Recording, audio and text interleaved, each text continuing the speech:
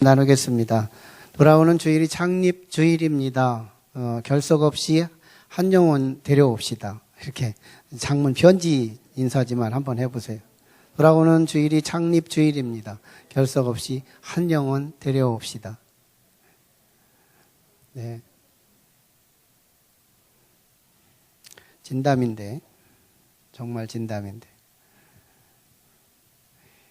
우리 결석 없는 주일을 자체가 모순이에요. 이 단어는 결석 없는 주일이라는 자체가 모순입니다. 근데 그럼에도 불구하고 우리 한계는 이런 모순을 질문화시키고 그래서 결석 없는 주일을 지키려고 노력하지만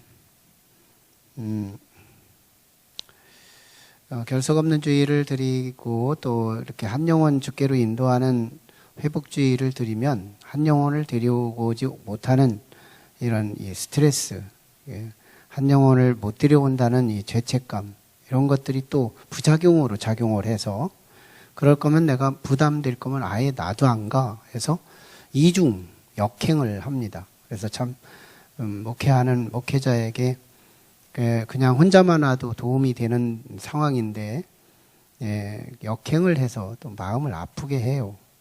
그래서 아주 축제주일이나 이런 한 영혼 그리스도께로 인도하자는 이 선한 행사에 언제나 행사 때마다 이렇게 역행을 한 번 아니고 자주자주 이렇게 역행을 하죠. 그렇지 않았으면 참 좋겠다. 좀 이렇게 좀 나 하나라도 좀 도우려고 하는 그런 마음, 선한 행사에 선하게 참여하는 참 우리 복 있는 성도님들이 됐으면 좋겠습니다.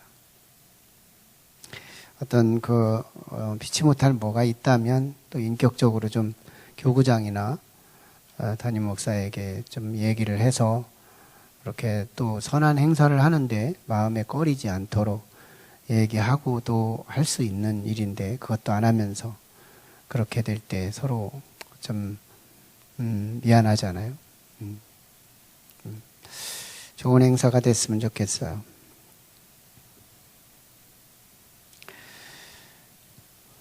지난 주일에 우리는 알고리즘에 대한 새로운 개념을 이해했어요. 소위 수학적 개념으로 순서도, 어떤 수학의 어떤 순서도라는 개념보다는 일의 처리 순서, 한 가지 일을 처리하는데 딱 행동이 바로 나오는 게 아니고 하나의 프로세스, 과정, 절차에 따라서 이 알고리즘 프로세스가 진행된 뒤에 행동이라는 한 점, 이것이 나타나는 거지 행동이 바로 나오는 게 아니라는 것이죠. 알고리즘 시스템을 갖고 모든 일들은 이건 뭐 태고 쪽부터 지금까지 우리가 그 용어를 쓰든 안 쓰든 우리는 알고리즘 이 프로세스 안에 머물게 됩니다. 그런데 이 알고리즘의 특징이 있어요. 이거는 순서를 무시할 수 없다는 거예요. 앞의 순서와 뒤의 순서, 이게 뒤바뀌면 안 된다는 거죠. 그리고 앞 단계가 잘못되면 반드시 또 뒤의 단계도 문제가 된다는 이 두 가지 특징을 갖고 있습니다. 그런 의미에서 오늘 우리 용서의 부분, 오늘 용서의 주제, 사랑과 용서에 대한 이 주제에도 영적인 이 알고리즘, 용서의 알고리즘이 이게 순환적으로 우리에게 소개되는 복음이 되죠. 그런 의미에서 이제 지난 시간도 또 이 시간에도 특별히 마태복음은 이 알고리즘적 메시지가 참 많이 나타나는데 이 알고리즘은 계속되고 있다는 거예요. 지난 시간 우리는 범죄에 대한 신중하고도 과감한 단계적 조처, 신중하고도 과감한 단계적 조처, 이것을 우리는 형제의 죄를 묵인하거나 그렇다고 해서 단박에 정죄하는 그런 시스템이 아니고 어떻게든지 한 영혼을 구원하기 위해서 선하게 권면도 하고 이런 그 권징의 3단계 이 알고리즘을 소개했었어요.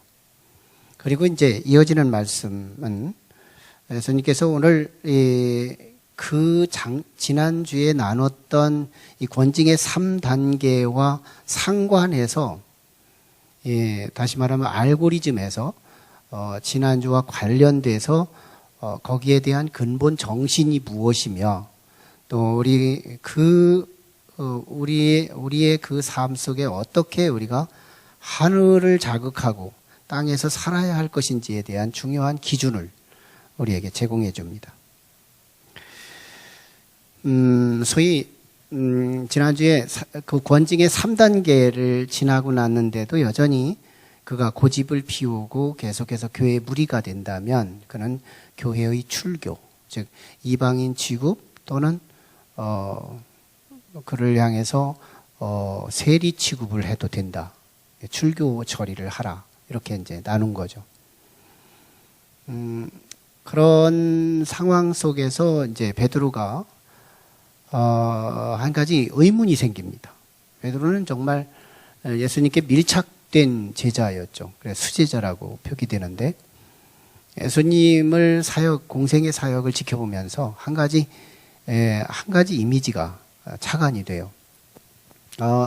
무지한 자에게 가르침, 그리고 아픈 자에게 치유, 없는 자에게 변호, 또 채워주심, 배고픈 자에게 먹여주심, 죽은 자에게 살려주심, 우리의 상대적인 필요에 따라서 무한 공급해 주시는 예수 그리스도를 통해서 한 가지 이미지, 사랑, 긍휼, 자비가 넉넉하신 하나님. 이 엄청난 사랑을 예수님에게서 이렇게 이미지가 돼요. 그런데 베드로에게 한 가지 의문이 생긴 거예요. 지난 주일날 나눴던 말씀의 대표적인 게 차디찬 이미지. 개인적 권면, 두세 사람 권면, 교회 앞에 권면, 그랬는데도 듣지 않는다면 그는 출교시켜라. 싸늘한 이야기. 이걸 들으면서 내가 예수님 잘못 봤나? 예수님에 대해서 내가 잘못 이해했나? 헷갈리는 상황 속에서 예수님께 아주 중대한 오늘 21절의 질문으로 시작하는 거예요. 주님, 형제가 나한테 죄를 범하면 내가 몇 번 용서해야 되죠? 하는 문제였어요. 그러면서 베드로는 이제 이 질문에 대해서 몇 번 용서해야 되느냐 물으면서 자기가 대답도 해요. 자문자답형 질문이면서 이중 질문으로 예수님에게 질문을 걸어가는 그런 내용으로 시작됩니다. 그때 이제 이 베드로가 7번을 용서해야 됩니까? 이렇게 물었던 이 질문은 당시 유대 지도자들의 질문과 대조되었어요. 어쩌면 베드로가 이렇게 7번씩이나 용서를 할까요? 라고 자신이 선지식을 갖고 있다라고 하는 예수님에게 오픈하는 여기에는 예수님에게 칭찬 듣고 싶은 욕구도 없지 않았지만 이건 유대 지도자들이 하는 그 관례하고 정반대 대조된 거였다. 유대 지도자들은 당시에 형제가 죄를 범하면 3번 용서하라는 전통으로 가르쳤어요. 3번, 3번은 용서하라. 그러고 보면 우리는 이 세상에서도 우리 유독한 사람들의 문화 속에 3번은 용서하라. 이것이 우리들도 가지고 있어요. 한 정자나무에서 시골의 한 마음씨 착한 할아버지가 참 아이들을 너무너무 칭찬하고 사랑하는 그런 덕 있는 할아버지가 있었어요. 근데 여름에 이게 종아리를 거두고 더우니까 낮잠을 자는데 아이들이 할아버지가 무섭지가 않으니까 할아버지의 이 종아리에 나타난 이 털이 너무 큰 거예요. 그래서 하나 뽑고 도망가요. 근데 굉장히 온유하게 착한 할아버지였으니까 온유하게 반응하는 거예요. 좀 재미있다 해가지고 애가 또 가서 또 다른 애가 또 뽑아요. 그래서 3번째 뽑으니까 죽이려고 쫓아다니더래요. 사람의 한계는 이게 3-4번이래요. 3-4번. 그런데 지금 베드로가 7번을 용서하자고 지금 제안한 거에 이 탁월성을 말하는 겁니다. 대부분 여성들이, 이게 부부 여성들이, 주부들이 인내의 한계를 드러내는 유머들이 있어요. 귀를 뚫고 다니는 남편은 용서하지만 귀가 꽉 막힌 남편은 못 용서한대요. 머리가 벗어진 사람은 용서하지만 머리가 들지 않은 남자는 용서받을 수 없대요. 밖에 나가서 외박하는 남자는 용서하지만 옷을 뒤집어 입고 들어오는 남자는 용서할 수 없대요. 이 여성들의 한계로운 표현들이잖아요. 그러니까 우리는 몇 번 아니면 내 한계 리미트가 있어요. 거기까지는 내가 용서하지만 더 이상은 용서할 수 없어. 우리 인간의 용서의 영역은 이렇게 제한적이더라.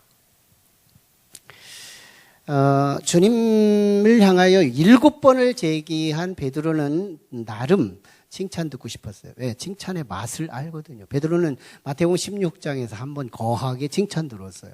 칭찬을 들어본 사람은 칭찬의 맛을 알아요. 그래서 그는 칭찬을 기대합니다. 벌써 유식하잖아요. 7번. 유대 지도자들보다 탁월하고 2배도 넘는 그런 용서를 얘기했으니까. 그런데 예수님의 대답은 전혀 달랐어요. 칭찬과 상관없었어요. 아니, 차원이 달랐어요. 7번씩 70번을 용서하라니까요. 아니, 베드로의 7번을 한번 생각해 봐요. 이 7이라는 숫자가 완전수예요. 하늘의 숫자, 성부, 성자, 성령, 신의 총수예요. 그 다음에 땅의 숫자, 동서남북이에요. 동서남북이면 만수예요. 땅의 상징 숫자. 그러면 하늘의 숫자 더하기 땅의 숫자를 합치면 7인데 이것이 세상에서도 눈치를 알고요. 럭키 세븐으로 사용해요. 믿는 자나 믿지 않는 자나 만수, 상징수, 거기에 머무르고 싶은 숫자예요. 베드로가 이걸 썼다는 거예요. 굉장히 많이 지식이 유식해졌고 이제 칭찬 들을 만한 기대치가 충분합니다. 근데 예수님은 거기다요. 70배를 더해요. 이거 엄청나게 놀라는 일 아니에요?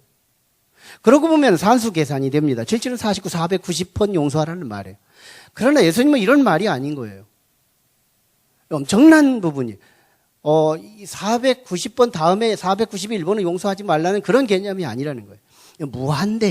무한한 용서와 사랑, 무한한 용서. 회개한다면, 누구든지 회개한다면 그것이 10,000번, 아니 영원히. 회개에 대해 목마르는 것이 성경이고 회개에 대해서 주목하는 것이 하나님이고 하나님은 회개하는 사람에 대해서 목말라 하고 있다는 거예요. 굶주려 계시다는 거예요. 성경이 무슨 책이에요? 회개의 책이에요. 이 회개에 대해서 민감하게 처리하는, 회개는 수로 한정할 수 없대요. 언제든지 지금 이방인 취급되고 출교 취급이 됐다 하더라도 그들이 돌아온다면 아마 70번씩 7번이라도 반복해서 용서해도 한이 없다는 거예요. 그래서 성서학자들이요, 이거는 굉장히 어떤 과장법처럼 취급을 하고 있는 거예요.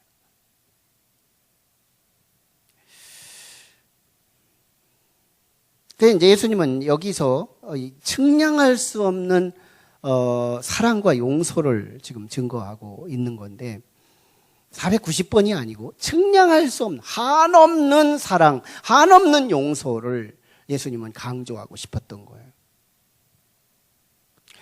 이것을 예수님은 무자비한 종의 비유로 설명을 합니다. 무자비한 종의 비유, 잔인한 종의 비유.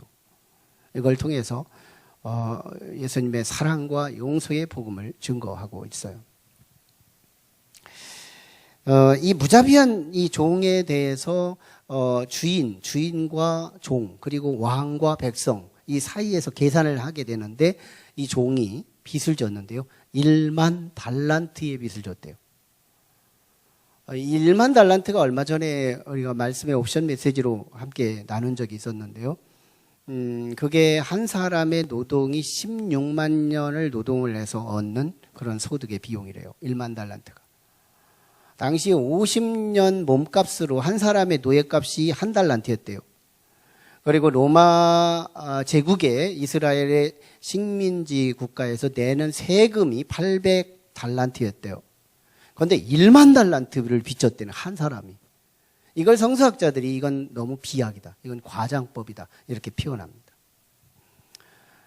사실은 이거는 과장법인 것 같지만 사실 더 자세히 들여다보면 이건 과장법이 아니고 더 온유한 표현이기도 합니다. 알고 보면. 사실은 우리가 지옥이라고 하는 개념을 다시 이해를 하면요, 지옥은 그냥 처분해버리는 게 아니고 율법의 채움이에요. 율법의 완성이에요. 율법을 네거티브하게 채워지는 그런 것이 지옥의 개념입니다. 지옥은 영원한 고통이에요.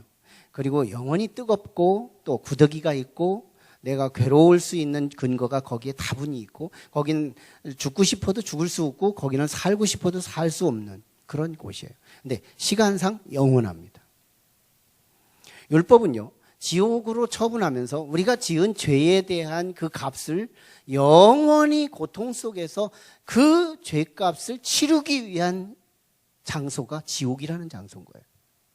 성경에 나타나는 지옥하고 세상이 말하는 지옥은 다른 거예요. 성경이 말하는 율법으로 죄에 대한 값을 지불하는 거예요. 그럼 보면요, 이 죄의 값을 1년만 지옥에 갔다 오면 끝나는 게 아니라는 거예요. 10년, 100년, 1000년, 만년. 아니, 영원히 갚아도 갚을 수 없대요. 이 죄값이. 나는 이 죄를요, 꼭 우리는 윤리와 도덕에서만 찾고 있지만 하나님의 어마어마한 은혜를 거절한 죄까지 포함하면 넉넉하다고 봐요. 은혜를 거절한 죄가 가장 큰 죄거든요. 윤리적 죄는 아무것도 아니에요. 하나님의 은혜를 거절하고 거기에 대해서 우리는 반감하고 적대하고 했던 이런 죄들이 우린 잔잔하게 너무 많거든요. 사실 그렇잖아요. 우리가 은혜로 그 사람에게 베풀어 줬는데 그 사람이 내게 반기를 대들 때 그 쓴 뿌리와 그 아픔의 충격은 더 크잖아요. 이 은혜의 거절죄가 윤리적 죄보다 더 크다는 것만을 감안하면 이 지옥의 고통은 우리의 죄값을 충분히 받는다는 거예요. 보세요. 그게 영원히 갚아도 갚을 수 없는 곳이 지옥이에요. 그게 1만 달란트로 상징했다면 1만 달란트의 빚은요, 온유한 표현인 거예요. 과장법이 아닌 거예요. 그 정도로 엄청난 그것을요, 빚을 진 겁니다. 자, 주인이 이제 이 종을 다그치기 시작해요. 종을 어떻게 다그치냐면, 자, 갚을 수 없는 거 뻔히 알아요. 그런데 갚으래요. 그 압박을 더하는 거예요. 주인이 압박하는 거예요. 야, 너 네 몸값 노예로 팔아서라도 갚아라. 네 아내 노예로 팔아서라도 갚아라. 네 아들 팔고 네 딸들 팔아서라도 갚아라. 네 재산 팔아서라도 갚아라. 시작부터 하라는 거예요. 그러니까 불의한 이 종이 이걸 들으면서 이게 그냥 빚이 있을 때는 그냥 갚을 생각도 안 했는데 이제 팔으라고까지 압박을, 이 프레스를 더 강하게 두니까 이 종이요, 사정하기 시작해요. 무릎 팍 꿇어요. 그리고 막 얼마나 애절하게 사정을 하는지 몰라요. 용서해달라고. 아니, 용서가 아니라 내가 갚을 테니 팔지만 하지 말아달라고. 이러가면서 거짓말까지 합니다. 주인은 알아요. 이 종도 이미 압니다. 자기가 못 갚는다는 이 천문학적 숫자로 표현할 수 없는, 이 천문학이라는 숫자라는 것으로 담아낼 수 없는 어마어마한 1만 달란트 빚을요, 본인이 갚겠대요. 벌써 거짓말이거든요. 주인은 알아요.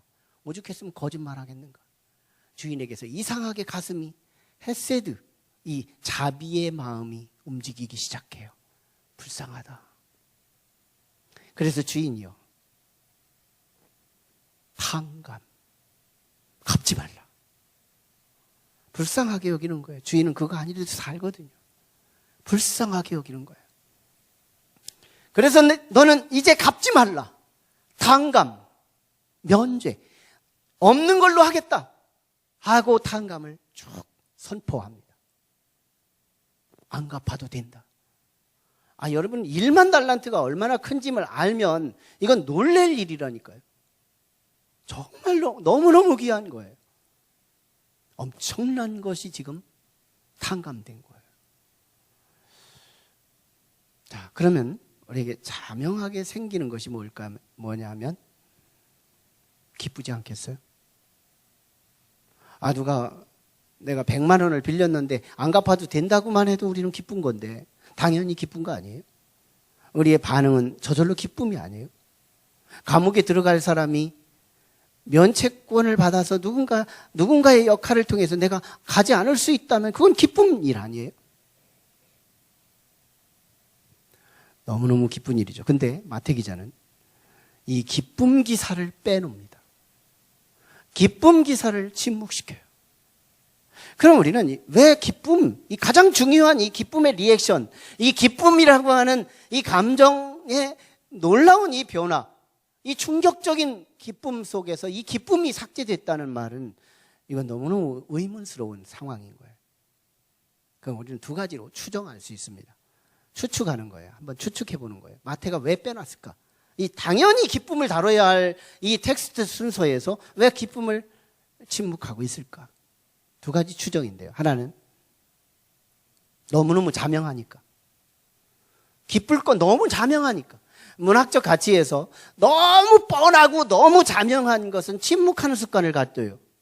앞에서 너무 당연한 걸 뒤에서 또 진술하면 이걸 군더더기라 그래요. 지저분한 장문. 이 문학에서 이걸 허용하지 않습니다. 그러고서 이렇게 보면 마태 기자가 진술한 이 기쁨의 삭제 사건은 과연 이게 너무 자명해서 그럴까? 문학적 효과일까? 이렇게 보면 씁쓸한 느낌이 와요. 왜? 이 탕감받은 이 종이 다음 액션이 어둡기 때문에. 아닐 거다 이거예요. 추정 오류입니다. 두 번째 추정이에요. 무감각입니다. 정말 이 종이 탕감받았는데 1만 달란트를 탕감받았을 때에 그가 기쁨이 없다는 말은 뭐가 있다는 거예요? 감각이 없다는 거예요.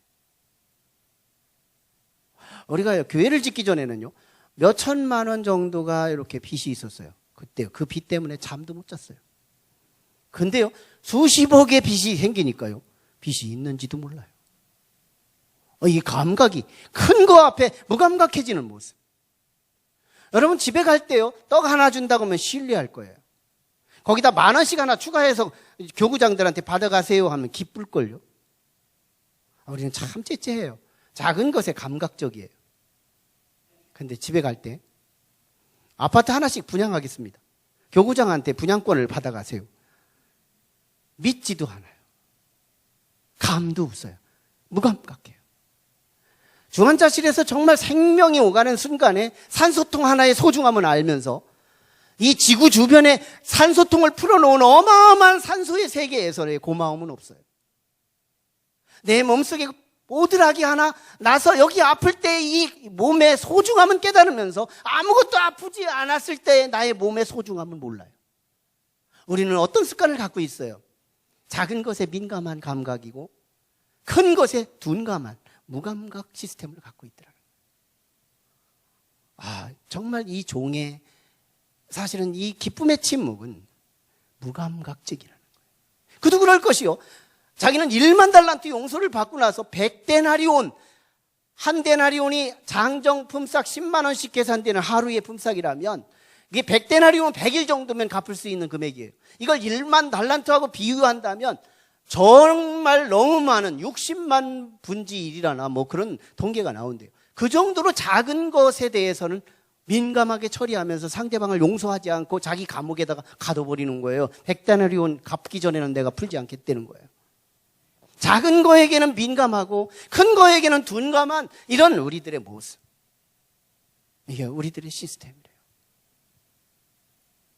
여기서 우리는 너무너무 중요한 진리 하나를 발견합니다. 1만 달란트, 이게 과연 뭘까요?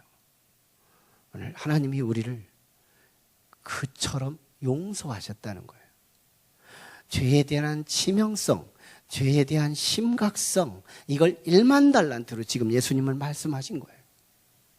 이 죄에 대한 치명성과 이 심각성은요, 지옥으로 처리되는 이 처리가 있기 때문에 너무너무 심각성을 얘기한 거예요. 1만 달란트로 상정한 거예요. 우리는 그 1만 달란트의 가격을 생각하면서 이 죄에 대한 심각성과 치명성이 어떻게 됐다? 나는 예수만 믿은 것 뿐인데 이게 해결됐다는 거예요. 우리는 그런 사람인 거예요. 우리는 그런 사람이다. 우리는 1만 달란트급 되는 그런 엄청난 문제가 해결된 사람이에요. 이렇게 설명을 해도요, 감각이 없어요. 설교하는 거구나 생각해요. 나 자신하고 이렇게 열정적으로 연결을 시켜보려고 해도 감각이 없어요. 너무 크니까 무감각한 거예요. 그냥 설교하는 시간이니까 한다고 생각하는 거예요. 이거 정말 회개의 문제예요.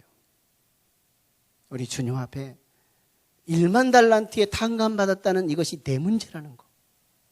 내 문제라는 거. 지금 예수를 믿는 우리들 인정하든 안 하든 알든 모르든 우리는 이 엄청난 문제가 해결된 자들이에요. 우리는 예수 믿는다는 이 사건이 대단한 존재예요. 1만 달란트 문제가 우리는 해결된 사람이에요. 문제가 있어요. 이건 팩트고 사실입니다. 1만 달란트를 삭감하기로 처리하신 예수 그리스도의 이 사역은 사실이고 진리예요. 이미 2000년 전에 완성하셨어요. 그래서 이미 믿는 자나 믿지 않는 자나 모든 사람들에게 사실은 이것이 사실로 앞에 놓인 거예요. 믿지 않는 사람들까지 포함된 거예요. 이 1만 달란트 탕감받은 이 사건의 사실은 모두에게 지금 객관적으로 주어진 사실입니다. 역사적 사실이에요. 그런데 이 1만 달란트 탕감받은 사람도 지금 사실 앞에서 지금 법적 효과를 누린 거잖아요. 그런데 이 사실만 가지고는 우리에게 어떤 역사와 기적이 나타나지 않고 오히려 역행, 오히려 감옥에 들어가고 말더라는 거예요. 다시 지옥에 던져지더라는 거예요. 다시 심판받고 말더라는 거예요. 그래서 우리는 한 가지 너무너무 중요한 진리가 우리에 대한 이 탕감의 사실, 용서의 사실이 중요한 것이 아니라 용서의 사실보다 더 중요한 확신이라는 거예요. 사실이 객관적인 내 앞에 놓인 객체라면 확신은 유착이에요. 내 것이 되는 거예요. 나의 화 되는 거예요. 내 것으로 흡입이 되는 거예요. 이건 더 이상 부뚜막에 있는 소금을 집어넣어야 짜는 것처럼 내 안에 적용된 사실인 거예요. 사실보다 중요한 건 확신입니다. 용서의 확신. 용서의 확신. 이것이 오늘 우리가 가져야 할 진짜 메시지의 확신인 거예요. 이 중요한 진리인 거예요. 과연 우리는 예수를 믿을 때 하나님이 1만 달란트급 되는 어마어마한 정말 치명적이고 심각한 그 죄의 문제가 해결됐다라고 하는 이 확신, 이것이 우리에게 챙겨져야 되는 거예요. 그러면 이 용서의 확신이라는 것이 두 가지의 삶의 변화를 일으킵니다. 두 가지의 삶의 변화. 첫째는 기쁨의 변화예요. 안 그렇겠어요? 감옥에 갈 분이 면책권으로 감옥에 안 가도 됩니다 라고 선포됐을 때 안 기뻐요? 1억 원을 갚을 수 있는데 안 갚아도 된다고 하는데 안 기뻐요? 이상한 거예요. 기쁨은 너무너무 당연한 수순이고 다음 단계의 축복의 변화예요. 기쁨. 문제는 내 안에 예수 믿는 사람들이 언제나 해대고 웃고 미친 사람처럼 살아가는 기쁨이 아닌 거예요. 이 땅의 지구가 여전히 변함이 없듯이, 그러나 그 지구의 안개가 잠시 자욱끼고 구름이 끼어서 정말 앞이 캄캄하게 안 보이는 현상처럼 그리스도인들에게도 안개 낀 날이 있고 구름 낀 날이 있듯이 우리들도 걱정도 하고 염려도 하고 살아갑니다. 그러나 잠시 잠깐 바람이 불거나 햇빛이 내려쪼이면 여전히 지대 위의 아름다움이 다시 드러나는 것처럼 우리의 기쁨은 밑에 베이직하게 깔려 있어서 무의식 세계에 어마어마한 기쁨으로 내장되어 있어서 잠시 잠깐 사건이 지나고 나면 우리의 기쁨은 다시 재현되고 다시 솟아오르는 기쁨, 이 기쁨인 거예요. 그리스도인도 걱정합니다. 그리스도인도 놀래기도 합니다. 두렵기도 합니다. 그러나 이건 안개와 같은 것들이에요. 베이직하게 밑에서 솟아오르는 기쁨. 그런데 이게 기쁘려고 해서 기뻐지나요? 기쁘려고 해도 안 기뻐지는 거예요. 그래서 성경은 이 기쁨의 영역을 참 놀랍게도 사람의 의지와 훈련과 노력에 두지 않고 성령의 열매로 둡니다. 갈라디아서 5장 22절 23절에 성령의 열매는 사랑과 희락과 화평과 온유, 오래 참음과 자비와 양선과 충성과 온유와 절제니 이 같은 법을 금할 것이 없대요. 여기서 희락, 기쁨이에요. 기쁨은 성령의 자리예요. 성령님이 이해를 시켜야 하고 성령님이 유착을 시켜줘야 그때부터 진짜 사실로 느껴지면서 기쁨이라는 것이 내 속에서 태동되기 시작하는 거예요. 그래서 우리는 예수 믿을 때 성령에 대한 욕망이 필요해요. 성령 받게 하옵소서. 성령이 나를 핸들링해 주옵소서. 성령이 나를 이끌어 주옵소서. 이 기도가 지혜로운 기도예요. 기쁘려고 해서 기뻐지는 게 아니에요. 두 번째 변화가 있습니다. 용서의 확신을 가지면 삶의 변화가 시작됩니다. 생활의 변화. 사람들은 어떤 의지와 또 노력과 훈련과 인간적인 어떤 방법을 갖고 변화가 가능하다고 생각해요. 그러나 진정한 변화는 참 용서의 확신에서 시작된다는 거예요. 그리스도인의 가장 밑자락, 그러면서도 너무너무 중요한 진리, 용서의 확신. 영국의 웰링턴 제독이라고 하는 분이 있었는데 그분이 휘하 병사들 가운데 한 아주 상습적인 탈영병 하나가 있었답니다. 그래서 이 아이를 좀 순화시키고 훈련하기 위해서 그에게 교육도 하고 채찍도 하고 또 벌도 주고 노동도 시키고 수많은 일을 합니다. 그런데도 얘가 바뀌질 않아요. 제독이 마지막 이제 한계선에 도달해서 이 병사에게 이렇게 말합니다. 내가 너를 바꿔보려고 교육도 했고 훈계도 했고 채찍질도 했고 진노도 해봤고 벌칙도 줬고 노동으로도 보상케 해봤지만 너는 지금까지 바뀜이 없었다. 그러므로 나는 너에게 이제 사형 언도를 내리기로 작정한다. 그 순간요, 이 만장 앞에 있는 모든 군중들은 싸늘한 분위기와 함께 정적이 감도는 거예요. 한 사람이 죽는 상황인 거예요. 얼마나 싸늘한 상황이에요. 그때요, 회중 가운데 한 병사가 자리를 들고 일어납니다. 운명한 장수예요. 하나의 병사예요. 그가 일어나면서 제독에게 충언을 합니다. 각하는 지금까지 수많은 노력을 하셨습니다. 많은 노력을 한 걸 우리도 압니다. 그러나 각하께서 한 가지 단 하나만 하지 않은 것이 있으니 그게 바로 용서입니다. 이번에 한번 이 병사를 향해서 한번 용서해 보십시오. 이건 충언이었고 그 병사가 평상시에 행동범절이 모범적이어서 제독은 감동을 받습니다.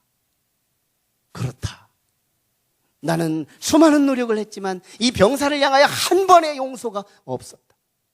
그러므로 나는 이제 이 병사를 향하여 한 번 용서하리라 하고 무조건 용서합니다. 근데 참 결과가 좋지 않으면 이 사실 예화가 돌아다니지 않지 않겠어요? 결과는 이 병사가 다시는 탈영하지 않습니다. 그리고 그 내부반에서의 생활과 그 병사들 앞에서요, 아주 충성스러운 병사로 변화되었다는 거예요. 여러분, 우리는 한 가지 진리 하나를 다시 꼬집어 봐요. 우리가 하나님께 용서받고 싶은가요? 하나님께 정말 구원받고 싶은가요? 진짜 성경이 말하는 구원, 진짜 성경이 말하는 그 용서, 진짜 성경이 말하는 1만 달란트급 뛰는 이 문제를 해결받고 싶은가요? 우리는 천국 열쇠 사용법에서 힌트를 받을 수 있어요. 지금 내가 미워하는 사람을 용서하는 거예요. 지금 내가 섭섭한 사람이 있어요. 전 목사인데도요, 미운 사람이 있어요. 그래서 저는 이 진리를 알기 때문에 가끔씩 강단에서 미운 사람들을 떠올리면요, 목사인데도 많아요. 그래서 내가 나를 위해서 그들을 풉니다. 하나님, 나 무조건 용서합니다. 나 무조건 용서합니다. 다 생각나는 대로 다 용서해요. 어떤 사람은 딱 걸리면서 이 사람은 아닌데 하는데도 용서를 또 하라 그래요. 그래요, 하나님, 내 마음 같으면 아닌데 용서하리라 하고 다짐합니다. 그리고 일어나잖아요. 목욕한 것보다 더 개운해요. 이 기도해 보십시오. 이건 남을 위한 말씀이 아니고 나를 치유하기 위한 말씀이었다는 거예요. 깨끗이 용서해 봐요. 이상합니다. 너무너무 개운해요. 문제가 있어요. 밖으로 나가요. 내가 용서했던 그 사람의 얼굴을 보는 순간 다시 미움이 와요. 이건 내 한계예요. 이건 인간의 한계예요. 얼굴 보기 전에는 용서가 됐는데 얼굴이 보이면 왜 안 되는지 몰라요. 용서는 이게 하나님의 전문성이구나. 이건 성령의 영역이구나.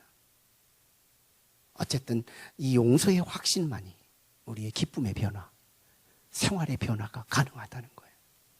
내게 기쁨도 없고 삶의 변화도 없다면 오늘 다시 우리는 회개를 붙잡아야 해요. 만약에 우리가 회개를 붙잡을 수만 있다면 기쁨 보장됩니다. 성도라고 성도의 삶을 연출하지 않아도 성도가 될 겁니다. 새로운 삶, 놀라운 변화. 우리 가족부터 인정하기 시작할 거예요. 이웃들이 인정하기 시작할 거예요. 그런 권위 있는 입술로 나하고 함께 교회 가자고 한다면 한 영혼이 나를 따라오지 않을 리 없을 겁니다. 삶의 기쁨과 삶의 변화는 회개 한 초점에서 시작돼요. 진짜 회개. 1만 번 잘못을 해도 회개 한 번에 다 넘어갈 수 있는 이 복음. 구원받기 너무 힘들다. 이 복음의 진리를 바로 안다면 구원받는 것보다 더 쉬운 게 없어요. 너무너무 중요한 쉬운 복음. 용서의 확신만 분명하게 내 안에 자리 잡는다면 나도 모르는 삶의 기쁨 그리고 새로운 삶이 우리를 채우기 시작할 겁니다. 기도하시죠. 우리 같이 기도하실 때 하나님, 오늘 우리가 용서의 복음을, 용서의 알고리즘을 우리가 가슴에 새기게 하여 주옵소서. 내가 누군가를 용서할 때 내가 하나님으로부터 용서받았다는 사실을 기억하며 하나님 용서의 복음을 내 안에 품게 하여 주옵소서. 용서의 확신, 용서의 사실보다 더 중요한 건 용서의 확신입니다. 거기서만 기쁨이 나오고 거기서만 변화가 나온다는 이 진리를 오늘 우리가 확실하게 붙잡을 수 있게 도와주시옵소서. 말씀 붙들고 기도합니다. 걸어가신 아버지 은혜 감사해요. 하나님, 이 시간 우리에게 주신 이 말씀이 우리에게 기쁨의 동기가 되기를 원합니다. 우리에게 변화의 동기가 되기를 원합니다.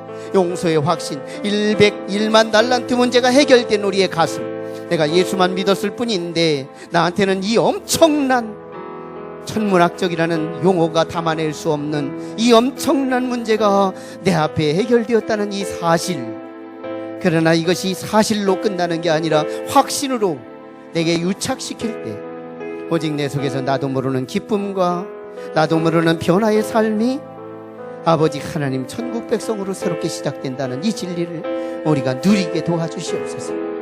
아버지, 그리하여 나도 누군가를 용서하리다, 누군가를 용서하며 살리이다. 하나님, 많은 사람을 내가 용서하며 무조건 내가 용서하며 살아가기를 원합니다. 하나님은 나를 이미 용서하셨기 때문에 예수님 이름으로 기도하옵나이다. 자리에서 일어나셔서 우리 벙어리가 되어